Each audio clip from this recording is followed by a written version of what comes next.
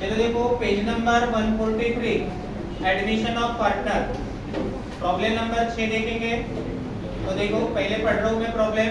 Sameer and Nisha were partner sharing profit and loss in the ratio 3 divided by 4 and 1 divided by 4। Show the following balance sheet as on 31 March 2018। आपको balance sheet दी है। Liability side में capital दिया आपको समीर 1,50,000, निशा 1,62,000, total दी आपको 3,12,000। उसके बाद में general reserve 48,000, creditor 90,000। Asset side में स्टॉक दिया आपको 90,000, फिक्सचर है आपके 60,000, डेटर्स लेस आरडीडी डेटर्स दिया है 150, आरडीडी दिया है 15,000, आउटर में 1,35,000। उसके बाद में bills receivable 90,000, cash in hand 75,000, total है आपकी 4,50,000। दे admit Poonam for 1/5 share on 1 April 2018 on following term. तो उन्होंने पूनम को एडमिशन दी है 1 अप्रैल 2018 को 1/5 शेयर्स के लिए। तो कंडीशन देखो आपको क्या दी है। पूनम इंट्रोड्यूस 1,20,000 एज हर कैपिटल। तो पूनम ने एडमिशन के वक्त 1,20,000 रुपए कैपिटल लाना है। Poonam would pay cash for goodwill which would be based on 4-year purchase of past profit of last 5 year। तो पूनम जो है गुडविल कैश में देने वाली है। तो आपको गुडविल कैसे कैलकुलेट करना है। तो based on 4-year purchase of past profit of last 5 year।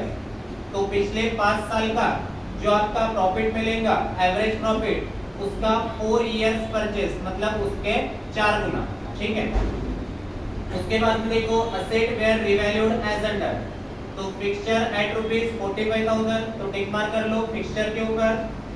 उसके बाद में दिया आपको बिल्स रिसीवेबल 1,20,000 टिक मार्क कर लो बिल्स रिसीवेबल के ऊपर। उसके बाद में स्टॉक दिया आपको 60,000 तो टिक मार्क कर लो स्टॉक के ऊपर। उसके बाद में debtors at book value less provision 20% तो आरडीडी के ऊपर टिक मार्क कर लो।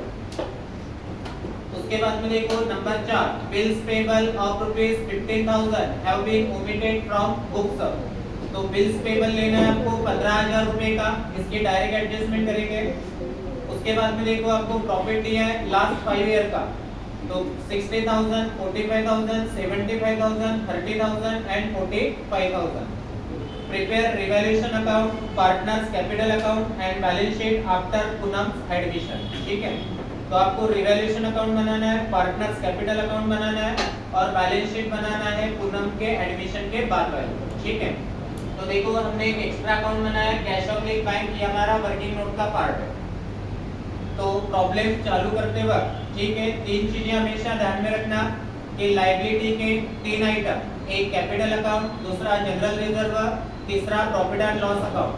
ये 3 item partners capital account credit side, cash oblique bank account debit side और बची हुई असेट और लायबिलिटी न्यू बैलेंस शीट। तो एक एक आइटम देखेंगे हम। तो पहला दिया आपको कैपिटल, तो कहां पे आता है ये capital account credit side by opening balance के नाम से या बैलेंस ब्रॉट डाउन। ठीक है। तो समीर का कैपिटल दिया आपको 1,50,000 और निशा का कैपिटल दिया आपको 1,62,000। उसके बाद में देख लो, उसके बाद में दिया आपको जनरल रिजर्व। तो जनरल रिजर्व कहां पे आता है कैपिटल अकाउंट क्रेडिट साइड। तो बाय जनरल रिजर्व। अभी ये जनरल रिजर्व आपको डिस्ट्रीब्यूट करना है ओल्ड पार्टनर को। तो जनरल रिजर्व की अमाउंट देखो टोटल कितनी दी आपको 48,000। ठीक है। अभी इसे एलोकेट करना है हमें ओल्ड पार्टनर में। पहला पार्टनर कौन है समीर और दूसरी कौन है निशा। तो इनका रेशियो दिया आपको प्रॉब्लम में 3 डिवाइडेड बाय 4 और 1 डिवाइडेड बाय 4। ठीक है। तो 4 बनता 4 और 4 12 जा 48 होते हैं बराबर। ठीक है। उसके बाद में 12 into 3 कितना होता है 36 और 3 जीरो आगे लगा लो तो ये बन गया 36,000।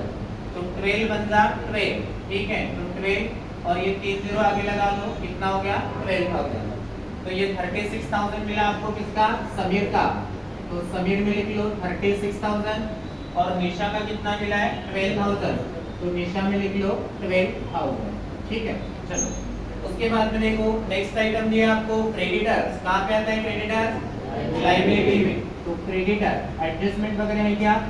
नहीं है। तो अमाउंट बोल दो कितना दिया है आपको 90,000। ठीक है, चलो उसके बाद में आ जाओ असेट साइड में। तो पहली असेट दिया आपको स्टॉक। कितना है स्टॉक? 90,000। एडजस्टमेंट है तो इनर में लिख लो स्टॉक 90,000। उसके बाद में क्या दिया आपको फिक्सचर, ये भी असेट में। तो फिक्सचर एडजस्टमेंट है क्या? तो इनर में लिखो अमाउंट बोल दो 60,000 60,000। उसके बाद में क्या दिया आपको डेटर्स। तो डेटर्स कहाँ पे आते हैं? असेट में। तो डेटर्स, तो देखो डेटर्स कितने अमाउंट 1,50,000 और लेस दिया आपको आरडीडी। तो आरडीडी कितनी है 15,000। तो एडजस्टमेंट है मैंने इनर में लिख लिया। ठीक है, चलो उसके बाद में देख लो क्या दिया आपको बिल्स रिसीवेबल। ये भी कहाँ पे आते हैं? असेट में। तो बिल्स रिसीवेबल, तो इसके ऊपर भी एडजस्टमेंट है, इसे भी इनर में लिखो अमाउंट बोलो 90,000। उसके बाद में दिया आपको कैश इन हैंड। तो कहाँ पे आएगा? Cash of bank account debit side to opening balance या बैलेंस ब्रॉट डाउन के नाम से। तो कितना दिया आपको 75,000। तो ये हो गई हमारी बैलेंस शीट खत्म। ठीक है, तो देखो बैलेंस शीट के 3 आइटम, एक कैपिटल अकाउंट, दूसरा जनरल रिजर्व, तीसरा प्रॉफिट एंड लॉस अकाउंट। ये 3 आइटम डालना है आपको कैपिटल अकाउंट में। तो ये प्रॉब्लम में 2 थे इसलिए 2। उसके बाद में cash oblique bank, cash oblique bank के डेबिट साइड में और बची हुई असेट और लायबिलिटी न्यू बैलेंस शीट में। ठीक है, चलो अभी हम देखेंगे adjustment. They admit Poonam for 1/5 share on 1st April 18 on the following term। तो उन्होंने 1 अप्रैल 2018 को पूनम को एडमिशन दी है बोलते 1/5 शेयर्स के लिए। 1/5 शेयर्स मतलब ये प्रॉफिट का हिस्सा होता है। ठीक है, तो देखो पहले एडजस्टमेंट आपको क्या दी है? पूनम इंट्रोड्यूस ₹1,20,000 एज हर कैपिटल। तो पूनम ने 1,20,000 रुपए कैपिटल लाया है बोलते। ठीक है, तो कैपिटल उसने कौन से फॉर्मेट में लाया है? कैश के, बराबर है। तो हमारे पार्टनरशिप फर्म में क्या आ गई? कैश। तो पहला इफेक्ट करना आपको कैश ऑब्लिक बैंक के डेबिट में, क्योंकि कैश आ रही है। ठीक है, तो 2 किसने लाई है? पूनम ने। तो पूनम कैपिटल अकाउंट। ठीक है, पूनम कैपिटल अकाउंट कितना है 1,20,000। अभी आपको ट्रांसफर करना है, मतलब दूसरा इफेक्ट करना है। तो पूनम कैपिटल अकाउंट इधर डेबिट है, तो पूनम को ट्रांसफर करो पूनम में। तो अकाउंट टू अकाउंट जब ट्रांसफर होता है तब डेबिट का क्रेडिट में जाता है और क्रेडिट का डेबिट में, नाम अकाउंट का। अभी पूनम कैपिटल अकाउंट डेबिट है तो पूनम को ट्रांसफर करेंगे पूनम में। तो डेबिट है पूनम, तो ट्रांसफर करते वक्त क्रेडिट में जाएंगे, नाम अकाउंट का by cash oblique bank account. ठीक है, अमाउंट लिख लो पूनम के कॉलम में कितना है 1,20,000। ठीक है, चलो उसके बाद में देख लो नेक्स्ट एडजस्टमेंट। पूनम वुड पे cash for goodwill which would be based on 4-year purchase of past profit of last 5 year। तो पूनम ने गुडविल जो है वो कैश में देना है बोलते। तो गुडविल आपको कैसे कैलकुलेट करना है? Based on 4-year purchase of past profit of last 5 year, मतलब पिछले 5 साल का जो आपका एवरेज प्रॉफिट मिलेगा उसका 4-year परचेज मतलब 4 टाइम। तो पहले हम निकालेंगे एवरेज प्रॉफिट। ठीक है, तो एवरेज प्रॉफिट का formula average profit equal to total profit minus total loss और divided by number of years. ठीक है, divided by number of years. तो देख लो आपको प्रॉफिट दिए पिछले 5 साल का। तो देख लो 60,000, 45,000, 75,000, 30,000 और 45,000। तो टोटल कर लो 60 और 40 कितने होंगे? 1,00,000, 1,70,000, 2,00,000, 2,40,000, 2,50,000, 2,55,000 हो रहा। तो 2,55,000 और डिवाइडेड बाय कर लो 5, बराबर है। ये 5 साल का है तो 25 महीने काट लिए तो कितना था 5, कर लो। ये 25,500 सॉरी 2,55,000 डिवाइडेड बाय 5, 5 5 जा कितना होता 25, ये 5 इधर लेके आओ, 5 1 जा 5 हो गए 0, 3 0 बच गए, तो ये चले जाएंगे ऊपर, बराबर है। तो कितना बना 51,000, समझ में आया। तो ये बन गया आपका एवरेज प्रॉफिट। अभी आपको गुडविल कितनी निकालना है बोलते हैं, एवरेज प्रॉफिट के 4 ईयर परचेज, ठीक है। तो सेकंड हमारा formula goodwill equal to average profit into dash dash year purchase. अगर टाइम्स दिया है तो टाइम्स लिखने का, परचेज दिया है तो परचेज लिखने का। तो एवरेज प्रॉफिट मिला हमें 51,000 और इनटू कितना है 4 ईयर परचेज, ठीक है। तो 4 कर लेंगे, 50,000 इंटू 4 2 लाख होते हैं, बराबर है। और 1,000 इंटू 4 4,000, तो 2,04,000। तो ये बन गई हमारी गुडविल। तो ये जो गुडविल है ये हमारे फर्म की है, बराबर है। अभी हमें किसका हिस्सा होना, पूनम का। तो पूनम को हमने एडमिशन दी, तो निकाल लेंगे पूनम शेयर इन गुडविल। तो कितना है 2,04,000 और इनटू हमने उसको एडमिशन दिया था, प्रॉब्लम में दिया है 1/5 शेयर्स के लिए, 1/5 शेयर्स के लिए।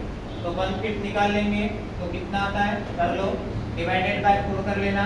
तो 2,04,000 डिवाइडेड बाय 5, 5 4 जा कितना होता 20, बचिए 0, ठीक है। ये नीचे ले लो 4, इधर एक 0 कैरी हो जाएगा, ठीक है। 5 8 जा कितना होता है 40, इधर 0 हो गए, ये 2 0 बचे थे, ऊपर दे दो, कितना हो गया 40,800 रुपए। समझ में आया क्या, समझ में आया। तो ये मिला आपको पूनम का हिस्सा गुडविल का, कितना 40,800 रुपए।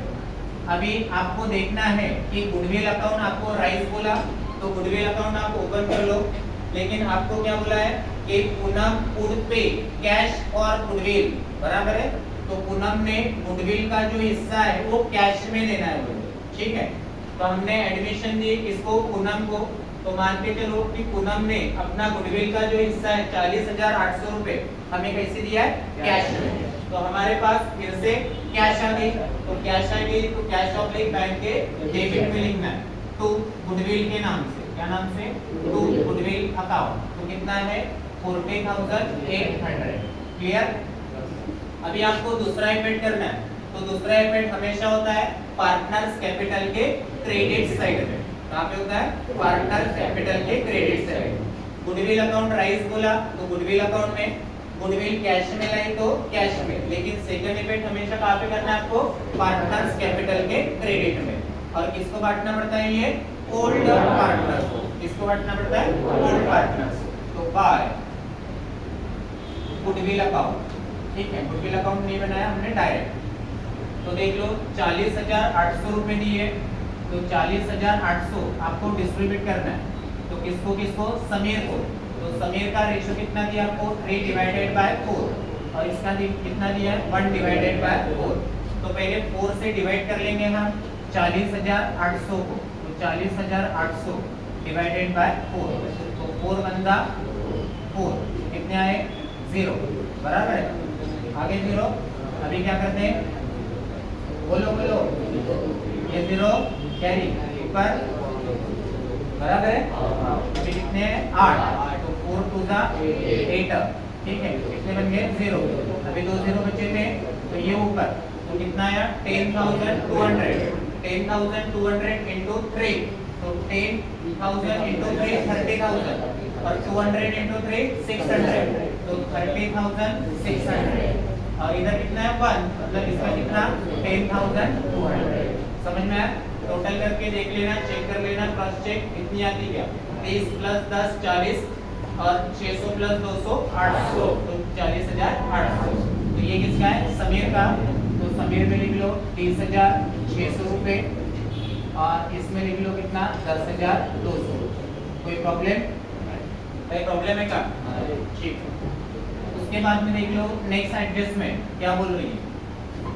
तो देखो asset were revalued as under, तो असेट को हमें रिवैल्यूड करना है। रिवैल्यूड मतलब उसका नया वैल्यूएशन करना है। तो फिक्सचर एट ₹45,000। तो देखो आपको बैलेंस शीट में, ओल्ड बैलेंस शीट में आपको फिक्सचर कितना था 60,000, अभी आपको कितना करना है 45,000। तो ये हमने कर दिया 45, तो 60 की जगह में 45 करना है, मतलब इसमें से 15,000 रुपए आपको क्या करना है माइनस। तो जब फिक्स असेट माइनस होती है तो उसे क्या बोलते हैं डेप्रिसिएशन। समझ में आया? चलो, तो अभी आपको वही हमारा लॉजिक करना है कि भाई ये बैलेंस शीट है और ये मान के चलना है कि ये प्रॉफिट एंड लॉस अकाउंट है, ठीक है, लेकिन ये रिवैल्यूएशन, ठीक है, प्रॉफिट एंड लॉस अलग रहता है, ठीक है, लेकिन ये profit and loss adjustment account है, रिवैल्यूएशन असेट का रिवैल्यूएशन का। तो हमारा वही लॉजिक काम करेगा कि भाई हमारी जो असेट है, ठीक है, ये कम हो गई 15,000 रुपए से, ठीक है, तो लेफ्ट साइड को मान के चलना है आपको कि आपकी एक्सपेंस ऑब्लिक लॉस साइड, और राइट साइड में, ठीक है, हमेशा मान के चलना कि ये आपकी इनकम या गेन। एग्जाम में मत लिखना, एग्जाम में यहाँ पे पर्टिकुलर, इधर भी पर्टिकुलर, बस आपको प्रॉब्लम टैली करने की ट्रिक्स बता रहा हूँ कि भाई हमारी असेट जो है वो कम हो गई, ठीक है, कितने से 15,000 से। तो जब असेट कम होती है तो हमारा एक्सपेंस लॉस बढ़ता है या इनकम गेन बढ़ती है एक्सपेंस लॉस। तो इधर लिख लो डेबिट साइड में 2, क्या नाम है उसका फिक्सचर, तो 2 फिक्सचर अकाउंट, तो कितना है 15,000। समझ में आया? चलो, उसके बाद में देख लो नेक्स्ट क्या दी है बिल्स रिसीवेबल, कितना है 1,20,000। तो बिल्स रिसीवेबल कितना है 90,000, आपको कितना करना है 1,20,000, बराबर, मतलब 30,000 से आपके बिल्स जो है वो बढ़ रहे हैं, ठीक है, तो इसे एप्रिसिएशन मत बोलना, ठीक है, ओवर वैल्यूएशन भी बोल दिया तब भी चल जाता है। क्या बोल दिया? ओवर वैल्यूएशन या न्यू बिल पकड़ लिए तब भी चल जाएगा। तो अभी हमारे बिल्स रिसीवेबल पहले कितने थे 90,000, अभी उसको कितना करना है 1,20,000, मतलब फिर से हमारे पास 30,000 रुपए के बिल्स आ गए, मतलब हमारी असेट बढ़ गई 30,000 रुपए से, ठीक है। तो जब असेट बढ़ती है तो हमारी इनकम बढ़ती है कि एक्सपेंस लॉस बढ़ता है इनकम। तो क्रेडिट साइड में बार बिल्स रिसीवेबल के नाम से, बार बिल्स रिसीवेबल अकाउंट, कितना 30,000, ठीक है, कोई प्रॉब्लम? उसके बाद में देख लो स्टॉक एट ₹60,000, तो स्टॉक को कितना करना है आपको 60,000, तो 90,000 है, इसको कितना करना है 60,000, 60,000, मतलब 30,000 रुपए से आपको जो स्टॉक है वो क्या करना है कम करना है। तो जब स्टॉक कम होता है तो उसे बोलने का डिवैल्यूएशन, क्या बोलने का डिवैल्यूएशन। अगर प्रॉब्लम में डेप्रिसिएशन दिया है तो डेप्रिसिएशन लिख सकते हैं, ठीक है, लेकिन स्टॉक जो है वो आपकी करंट असेट है, ठीक है, तो इसका डिवैल्यूएशन क्या होता है। तो देखो हमने असेट को कम कर दिया 30,000 रुपए से, पहले की 90, अभी कितना करना है 60,000 रुपए, मतलब 30,000 से हमने स्टॉक को कम कर दिया, मतलब हमारी असेट 30,000 से कम होगी। तो जब असेट कम होती है तो एक्सपेंस लॉस बढ़ता है या इनकम गेन बढ़ती है एक्सपेंस लॉस। तो डेबिट साइड में लिख लो 2 स्टॉक अकाउंट, कितना है 30,000, ठीक है, कोई प्रॉब्लम? चलो, उसके बाद में देखो debtors and book value less a provision of 20%, तो डेटर्स के ऊपर आपको 20% की प्रोविजन करना है।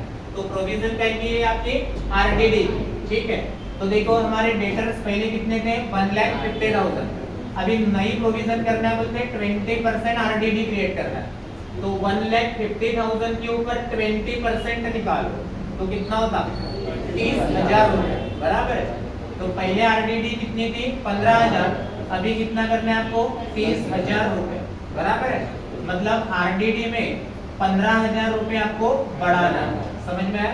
ठीक है, देखो पहले आरडीडी कितनी थी हमारी 15,000, अभी आपको 20% प्रोविजन करना है बोलते बुक वैल्यू पे, तो 1,50,000 का हमने 20% निकाला तो कितना हो गया 30,000, ठीक है, मतलब 15 की जगह में आपको सिर्फ 30 करना है, मतलब आपको 15 में सिर्फ आपको कितने बढ़ाना है 15,000, तो हमारा अकाउंट का एबिट कितना होगा सिर्फ 15,000। समझ में आया? 15 तो ऑलरेडी था, 15 की जगह में 30 करना है, मतलब आपको 15 बढ़ाना है। अभी आरटीडी हम मान के चले कि हमारा क्या है वो एक्सपेंस, प्रॉफिट एंड लॉस के डेबिट में लिखते हैं हम, बराबर। तो मान के चलो कि हमारी आरडीडी 15,000 से बढ़ गई, मतलब हमारा एक्सपेंस बढ़ा, तो एक्सपेंस बढ़ा तो क्या बढ़ती है, सॉरी असेट क्या हुई, कम हुई, तो हमारे क्या बढ़ेगा, लॉस। तो आरडीडी अकाउंट कितना है वो 15,000। और नहीं समझा तो सिंपल देखो, पहले आपको डेटर्स कितने दिए थे, 1,35,000 है, 1,35,000 बराबर है। अभी हमारे जो डेटर्स है 150 माइनस 30 कितने हो गए, 1,20,000। समझ में आ रहा क्या, ठीक है। तो पहले 135 थे, डेटर्स से लेना था, अभी कितने लेना है, 1,20,000, मतलब 15,000 रुपए हमको कम लेना है, बराबर है। इसका ही मतलब क्या है कि हमारी असेट जो है वो 15,000 रुपए से कम होगी। तो जब असेट कम होती है तो इनकम बढ़ता है कि एक्सपेंस लॉस बढ़ता है, एक्सपेंस लॉस, इसलिए मैंने डेबिट में लिखा 15,000। क्लियर, चलो उसके बाद में देख लो, उसके बाद में दिया है bills payable of ₹15,000 have been omitted from book, ठीक है। आपको बिल्स पेबल लेना है, बोलते हैं कितना, 15,000 रुपए, बराबर है।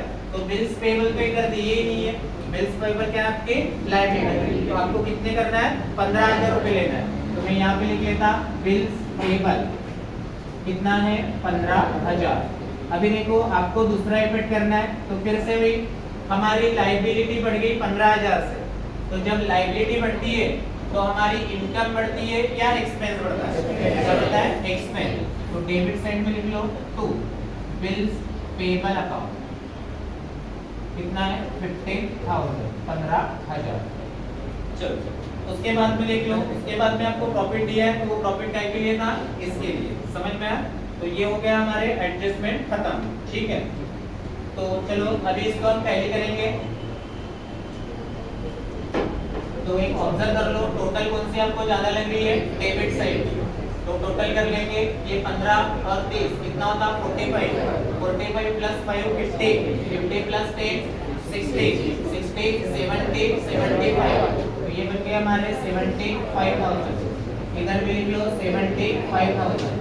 तो 75,000 माइनस 30,000 तो कितने बचे, 45,000। ये बन गया हमारा लॉस ऑन रिवैल्यूएशन, बोलते हैं क्या बोलते हैं, लॉस ऑन रिवैल्यूएशन। तो मैं लिख लिया था यहाँ पे बाय लॉस, ठीक है। अभी ये किसका लॉस है, ओल्ड पार्टनर का। तो ओल्ड पार्टनर में पहला नाम क्या है, समीर, तो यहाँ पे लिखना है समीर कैपिटल अकाउंट, क्या लिखना है, समीर कैपिटल अकाउंट। और दूसरा नाम क्या है, निशा, तो इधर लिखना है निशा कैपिटल अकाउंट। अभी आपको ये 45,000 डिस्ट्रीब्यूट करना है ओल्ड पार्टनर में। तो 45,000 3 डिवाइडेड बाय 4 और 1 डिवाइडेड बाय 4, ठीक है। अभी 4 हिस्से कर लो 45 के, नहीं लगता, ठीक है।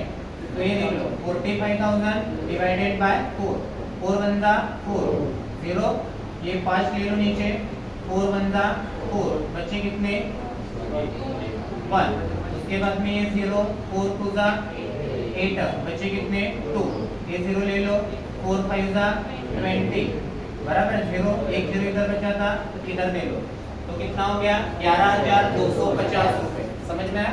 तो 11,250 इंटू 3 कर दो, ठीक है इसका।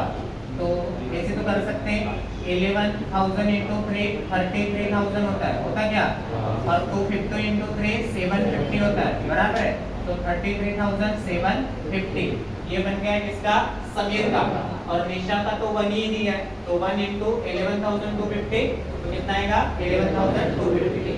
तो ये बन गया समीर का 33,750 और इसका 11,250। टोटल देख लो कितना आ रहा, 45,000। यहाँ तक क्लियर। चलो अभी ट्रांसफर कर देंगे लॉस को कैपिटल अकाउंट में। अभी देखो फिर से समीर और निशा ये डेबिट में है, तो हमें ट्रांसफर करना है, तो क्रेडिट में है। तो क्रेडिट का जब ट्रांसफर करते हैं तब क्या होता है, डेबिट। तो डेबिट में ट्रांसफर कर लो अकाउंट के नाम से, to revaluation account, to revaluation account. तो देखो 33,750 और 11,250, क्लियर। चलो अभी क्लोज करेंगे हम कैपिटल अकाउंट।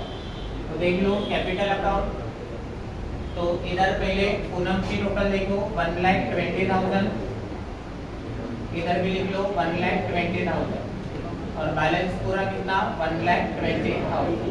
चलो अभी इधर भी टोटल कर लेंगे 162 प्लस 2 कितना होता है 164 174 184 200 बराबर है ठीक है 1,84,200 इधर भी लिख लो 1,84,200 तो माइनस कर लो 11,250 तो 1,84,200 माइनस 11,250 चलो 0 5 12 में से 3 में 9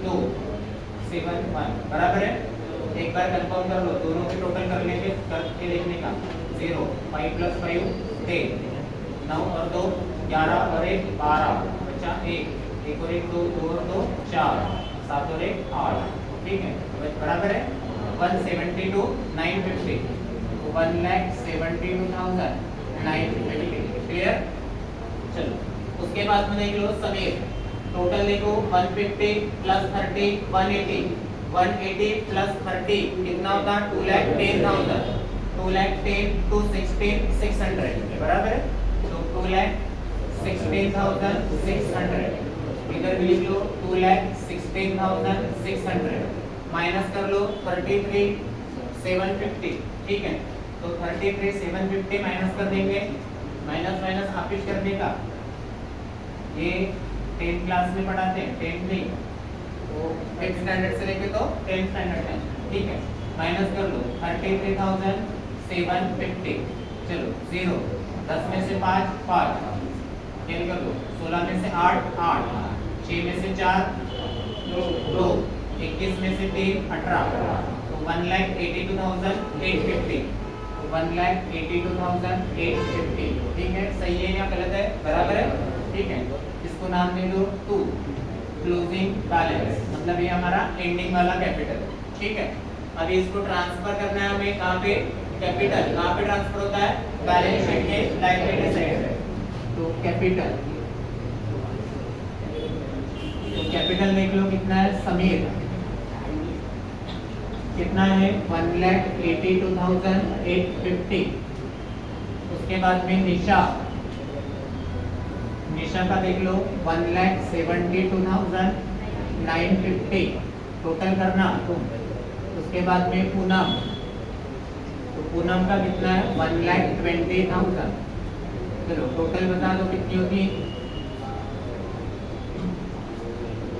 टोटल भी नहीं करना था 0 5 प्लस 5 10 9 और 9 18 बचा कितना 1 और 2 3 3 और 2 5 5 हो गए 8 और 7 कितने होते हैं 15 15 और 2 17 बचा कितना 1 और 1 2 2 और 2 2 और 1 3 3 और 1 4 तो 4,75,800 तो 4,75,800 क्लियर चलो अभी इधर का तो सब निकल गया तो अभी आपको टैली करना है ठीक है अच्छा कैश ऑफ एक बैंक बचा है ठीक है चलो इसको ये देखो 120 प्लस 75 195 बराबर है 195 प्लस 40 2,35,800 2,35,800 इधर भी 2,35,800 और बैलेंस भी 2,35,800 ठीक है तो ये हमारी क्लोजिंग बैलेंस है कैश का बराबर है तो देखो कैश कहाँ पे ट्रांसफर होती है असेट लिख लो कैश कितना है 2,35,800 ठीक है चलो अभी कर लेंगे टोटल देख लो ये 0 0 ये 8 अभी चौथा आइटम 5 5 और 5 10 10 10 10 10 0 बचा कितना 1 पांचवा आइटम 1 और 3 4 4 और 6 कितने 10 10 और 4 14 14 और 2 16 16 और 2 18 बचा कितना 1 और 2 3 3 और 1 4 4 और 1 5 तो 5,80,800 ठीक है इधर की भी टोटल कर लेंगे 0 ये 0 उसके बाद में 8 उसके बाद में 5 और 5 10 बचे कितने 1 और 7 8 8 और 9 कितने होते हैं 17 17 और 1 18 बचा 1 और 4 5 तो 5,80,800 ठीक है, तो कोई प्रॉब्लम इसमें बता दो।